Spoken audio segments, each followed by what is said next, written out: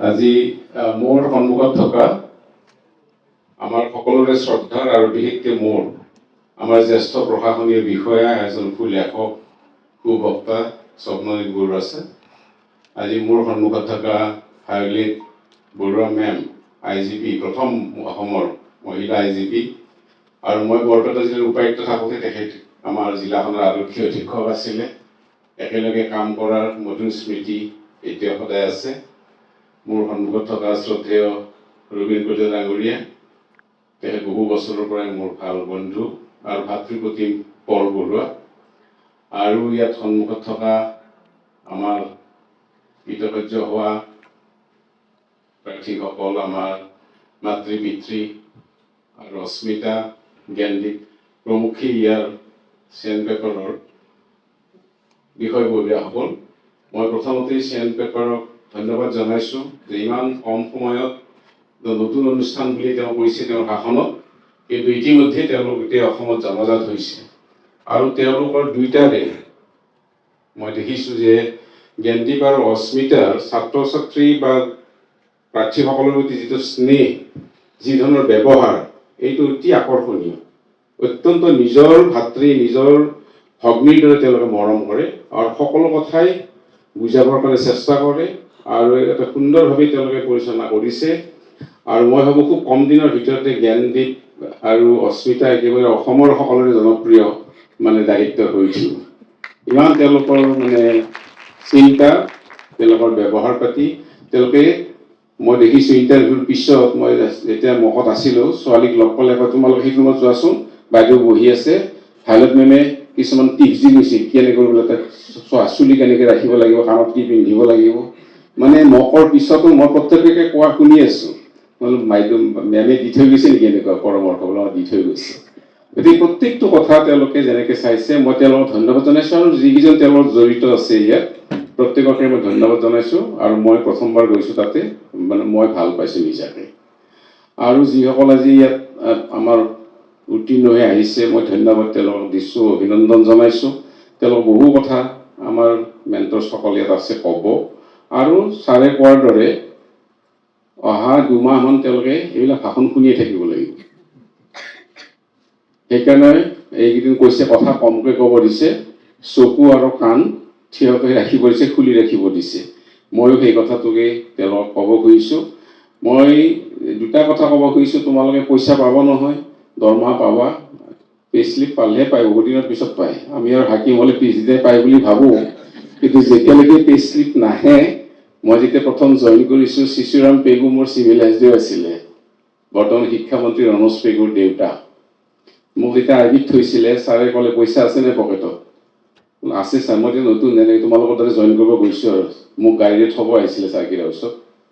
তাৰপিছত মোৰ হাতত তেওঁ পইচা এটা দিছিলে, কি পইচা দিছিলে মোৰ মনত নাই, কিন্তু টকা দি পেলাই কৈছে ঘৰত তো মা দেউতাই ভাবিছে ল'ৰা হাকিম হ'ল, বহু টকা পাব এই মাহৰ পৰা, কিন্তু আমাৰ এটা বস্তু আছে, বস্তুটোৰ নাম পে স্লিপ, আৰু এই পে স্লিপ শ্বিলঙৰ পৰা আহিলেহে পায়, 6 মাহলৈকে তুমি একো নাপাবা। ছাৰে মোৰ হাতত টকা এটা গুজি দিছিলে, অসুবিধা হ'লে মোক ক'বা। গতিকে শ্বিলঙৰ পৰা পে স্লিপ আহিলে দৰমহা পায়, কিন্তু এতিয়া গুৱাহাটীলৈকে আহিছে, এতিয়া সোনকালে পায়।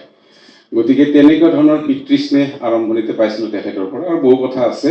গতিকে মই ভাবোঁ যে তোমালোকে দৰমহা পালে, এক মাহতে মই নকওঁ, 3 মাহৰ ভিতৰত পইচা পালেও নিজৰ পিতৃ মাতৃ আৰু নিজৰ শিক্ষকক তোমালোকে কিবা বস্ত্ৰদান হ'লেও কৰিবা। কাৰণ আমাৰ জীৱনত আমাক নিস্বাৰ্থভাৱে ভাল পোৱা মানুহ, মৃত্যুলৈকে আমাৰ মংগল কামনা কৰা মানুহ মাত্ৰ দুটা শ্ৰেণী আছে, নিজৰ পিতৃ মাতৃ আৰু শিক্ষাগুৰু। তাত বাহিৰে কিন্তু সকলোৰে জেলাচি আছে, প্ৰফেশ্যনেল জেলাচি আছে, অন্য প্ৰকাৰৰ জেলাচি আছে। কিন্তু বৃদ্ধ অৱস্থাতো 80 বছৰীয়া মাতৃগৰাকীয়ে 60 বছৰীয়া পুত্ৰক নিজৰ সন্তান বুলি সদায় স্নেহ কৰে, মৰম কৰে। বিয়াৰ পিছতো চাই বোৱাৰী এটাক ভালকৈ খাদ্য দিছে নে নাই। শিক্ষকগৰাকী LPৰ হওক হাইস্কুলৰ হওক, তোমালোকৰ আজি এই উন্নতিত তোমালোকৰ শিক্ষকবিলাকে কেনেকুৱা গৌৰৱ ফিল কৰিছে অনুভৱ কৰিব নোৱাৰা। সেইকাৰণে অতি বয়স হৈ যোৱা বৃদ্ধই হওক, অসুস্থ হওক বা যাক অন্তৰে ভাল পোৱা সেই শিক্ষাগুৰুৰ ওচৰত তোমাৰ দৰমহাৰ পইচাৰে এটা চাৰ্ট, ধুতি, গেঞ্জি বা কিবা এটা দি সেৱা কৰিবা। এওঁলোকক কেতিয়াও পাহৰিব নালাগে। এইটো 1 নম্বৰ কথা মই কওঁ।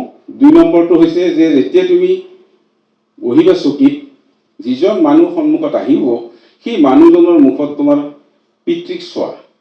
তোমাৰ এটা চাৰ্কল আছে, তুমি এটা চাৰ্কল বেলেগ, তোমাৰ পিতৃয়ে সেই চাৰ্কল অফিচাৰটোৰ পৰা কেনেকৈ ব্যৱহাৰ বিচাৰে, তেওঁৰ চকুত তোমাৰ নিজৰ পিতৃক চোৱা। এগৰাকী মহিলা এখন দৰখাস্ত লৈ আহিছে, তুমি তেওঁ মাতৃৰ মুখখন তাতে দেখা পাব লাগিব, তোমাৰ মাতৃৰ মুখখন। তোমাৰ মাতৃ যদি সেই চাৰ্কলটোত যায়, মোৰ আজি হাজোত ঘৰ, মই অনুভৱ কৰোঁ যে হাজো চাৰ্কল যদি মা গৈছে কেনেকৈ মই ব্যৱহাৰ কৰা বিচাৰোঁ। তেনেকৈ মোৰ ভাইটোৱে যদি PRCৰ কাৰণে গৈছে, ভগ্নীজনীয়ে গৈছে, সিহঁতে কেনেকৈ ব্যৱহাৰ পাব, কাৰণ একে ACS অফিচাৰ মই আৰু মোৰ এজন ACS অফিচাৰ হাজোত বহি আছে। মায়ে বা মোৰ ভগ্নীজনীয়ে যেতিয়া সেই অফিচাৰজনৰ পৰা বেয়া ব্যৱহাৰ পাব বা বেয়া কথা শুনিব, তেওঁ অনুভৱ হ'ব যে মোৰ ল'ৰাজনো এনেকুৱা নেকি।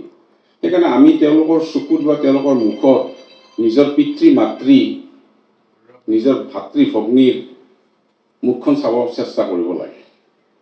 2 নম্বৰটো হৈছে যে আমি চাকৰি কৰিছোঁ, সমাজখনক পাহৰি যাব নালাগে, সামাজিক হ'ব লাগিব। সমাজখনৰ পৰা আমি আঁতৰি থাকিব নালাগে। ওচৰ চাপি তেওঁলোকৰ যিটো কথা কৈছে যে তেওঁলোকৰ পেচেণ্ট হিয়াৰিং, তেওঁলোকৰ কথাখিনি মন দি শুনিব লাগিব। সেই দৰখাস্তখন অকল বগা কাগজত কলা চিহেৰে তেওঁলোকে কিবা লিখি আনিছে বুলি ভাবিব নালাগে। সেই বগা কাগজখনত তেওঁলোকৰ বহুত দুখ, বেদনা, অভিমান, অভিযোগ আছে। সেইটো অনুভৱ কৰিবৰ কাৰণে আমি চেষ্টা কৰিব লাগিব। সামাজিক ইমান স্খলনৰ পিছতো এতিয়াও কিন্তু প্ৰত্যেকে ভাবে যে উপায়ুক্তই ন্যায় দিব পাৰে। যিকোনো ঘটনা ঘটিলে, আপত্তি কৰিলে সদায় উপায়ুক্তৰ ওচৰত যায়। এটা চকীখনৰ প্ৰতি, এটা অনুষ্ঠানৰ প্ৰতি আজিৰ তাৰিখতো মানুহৰ অগাধ বিশ্বাস আছে, উপায়ুক্তজনে এই কামটো মোৰ সমাধান কৰি দিব পাৰিব। গতিকে ঠিক তেনেকুৱাকৈ আজি বিভিন্ন বিভাগৰ তোমালোক হ'বা, গতিকে সেই কথাটো চেষ্টা কৰিব লাগিব। অফিচত সময়মতে, আগতকৈ বাকীবিলাকে আগতে যোৱা, সময়মতে ঠিকমতে কাম কৰা। এই কথাবিলাকতো আৰু দীঘলীয়া কথা ভাষণত ক'ব, ইমান দীঘলীয়া কথা নকওঁ। কিন্তু মই সমাজখনকো যাতে আমি পাহৰি নাযাওঁ, সামাজিকভাৱে আমি সেই কথাবিলাক ৰাখিব লাগিব, মানুহৰ লগত মিলিব লাগিব। আৰু য'ত পষ্টিং হৈছে তাত অন্ততঃ তাৰ জিঅ'গ্ৰাফি, তাৰ হিষ্ট্ৰী, ঐতিহাসিক তাৰ যিখিনি ইতিহাস বা তাৰ যিখিনি ভূগোল, সেই কথাখিনি আমি জানিবৰ কাৰণে চেষ্টা কৰিব লাগে। আৰু অফিচটো জানিব লাগিলে কি কৰিব লাগিব, যেতিয়া মোৰ প্ৰথম পষ্টিং হৈছিলে কাৰ্বি আংলঙৰ হামৰেনত, ৱেষ্ট কাৰ্বি আংলং। তেতিয়া মই নতুন EAC তোমালোকৰ দৰে, মোক কি কৰি কিবা ব্ৰাঞ্চ দিছে, কিবা এটা মই চাওঁ তেতিয়া। গতিকে তাত মই পুৰণা ফাইলবিলাক চাইছিলোঁ। তোমালোকে পুৰণা ফাইলৰ নোটশ্বিটবিলাক যদি পঢ়া, আনি পেলাই এছিষ্টেণ্টক কৈ পেলাই, তেতিয়া মই চাইছিলোঁ, শংকৰ কাকতি বৰা আছিলে, মই সুধিলোঁ যে ৰাজ্যপাল আহোঁতে দাদা চকীখন আনিবলৈ গুৱাহাটীলৈ গৈছিলে নহয়, এইখন চকী আপুনি ক'ত পালে? তাৰ চকীখন ৰিজেক্ট কৰিছিলে ৰাজ্যপালৰ ভৱনৰ পৰা। বেলেগ চকী ক'ৰ পৰা আনিব? ডিষ্ট্ৰিক্ট এণ্ড ছেশ্যন জাজৰ কোৰ্টৰ পৰা, ইয়াৰ পৰা লৈ গৈছিলে। গতিকে মই ভাবোঁ যে পুৰণা ফাইলৰ যিবিলাক নোটশ্বিট আছে সেইবিলাক পঢ়িলে কি ধৰণে অফিচটো চলিছে গম পোৱা যাব। ঠিক তেনেকুৱাকৈ যদি অডিট ৰিপৰ্টবিলাক চোৱা যায়, AG যিবিলাক থাকে বা অন্যান্য অডিট ৰিপৰ্টবিলাকৰ যি ফাইল থাকে, সেইবিলাক পঢ়িলে অফিচটোত কি ধৰণৰ ঘটনা ঘটিছে, ক'ত ক'ত অবজেকশ্যন আছে, ফাইনেন্সিয়েল কথা বতৰা জানিব পাৰি। গতিকে এইবিলাক টিপছ নিশ্চয় ট্ৰেইনিঙৰ সময়ত ক'ব, কিন্তু তথাপিও মই সকলোকে অনুৰোধ জনাম যে তোমালোকে যিটো কথা কৈছিলে, চবৰ মনৰ কথা ভাষণেৰে অস্মিতাই কৈছে, যাতে হেপী হৈ যায়, কেতিয়াও দুখত যাতে নাযায়, বেয়াকৈ যাতে ব্যৱহাৰ নকৰোঁ। আৰু যেতিয়া বাইদেউ আজি আছে, পুলিচৰ আজি বহুত শক্তি আছে, DSP তেওঁ পাইছে, পুলিচ আছে, আৰ্ম ফ'ৰ্চ আছে, যাৰ হাতত অস্ত্ৰ থাকে, যাৰ হাতত শক্তি থাকে, তেওঁ আটাইতকৈ সংযমী হ'ব লাগে। এই কথাটো ভাগৱততো আছে। ধ্ৰুৱ যেতিয়া একেবাৰে যক্ষসকলক বধ কৰি গৈছে, তেতিয়া পিতৃ পিতামহ দক্ষ নামি আহিছে, তুমি কিয় বধ কৰিছা মানুহবিলাকক? বোলে এই মোৰ দাদাক মাৰিছে, শত্ৰু এইবিলাক যক্ষবিলাক। তেতিয়া তেওঁ কৈছে, যাৰ অস্ত্ৰ থাকে, যাৰ শক্তি থাকে, যোনে ৰজাৰ পদ গ্ৰহণ কৰে, তেওঁ সদায় সংযমী হ'ব লাগে। গতিকে সেই সংযমটো আমি ৰক্ষা কৰিব লাগিব। গতিকে মই সকলোকে ধন্যবাদ জনাইছোঁ। মই পিতৃ মাতৃ তেখেতসকলক অভিনন্দন জনাইছোঁ। আপোনালোক বহুত সুখী হৈছে।